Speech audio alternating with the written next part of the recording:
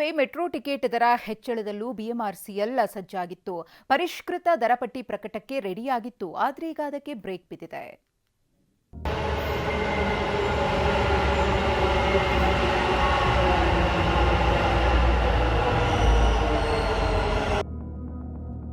ನಮ್ಮ ಮೆಟ್ರೋ ಪ್ರಯಾಣಿಕರಿಗೆ good news.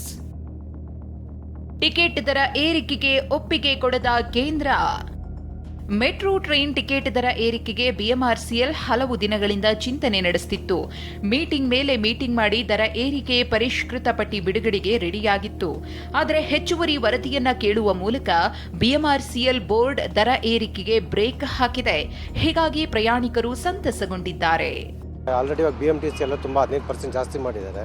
ಈಗ ಮೆಟ್ರೋನು ಜಾಸ್ತಿ ಮಾಡಿದ್ರೆ ಹೀಗಾಗಿ ಮೆಟ್ರೋ ತುಂಬ ಯೂಸ್ ಇದೆ. ಇವಾಗ ತುಂಬ ಯೂಸ್ ಇರೋದ್ರಿಂದ ಈಗ ಸಡನ್ ಆಗಿ ಇವಾಗ ಬಸ್ ರೇಟ್ ಜಾಸ್ತಿ ಆಗಿ ಮೆಟ್ರೋ ರೇಟ್ ಜಾಸ್ತಿ ಆಗೋದ್ರಿಂದ ತುಂಬಾ ಜನಕ್ಕೆ ತೊಂದರೆ ಆಗುತ್ತೆ. ಇವತ್ತು ಕಮ್ಮಿ ಮಾಡೋದ್ರಿಂದ ಖುಷಿ ವಿಷಯ ಅಂತಲೇ ಹೇಳ್ಬೋದು ಸರ್. ಒಟ್ನಲ್ಲಿ ನಮ್ಮ ಮೆಟ್ರೋ ದರವು ಹೆಚ್ಚಳವಾಗಲಿದೆ ಅನ್ನೋ ಆತಂಕದಲ್ಲಿದ್ದ ನಮ್ಮ ಮೆಟ್ರೋ ಪ್ರಯಾಣಿಕರು ನಿಟ್ಟುಸಿರು ಬಿಡುವಂತಾಗಿದೆ. ಕಿರಣ್ ಸೂರ್ಯ, TV9 ಬೆಂಗಳೂರು.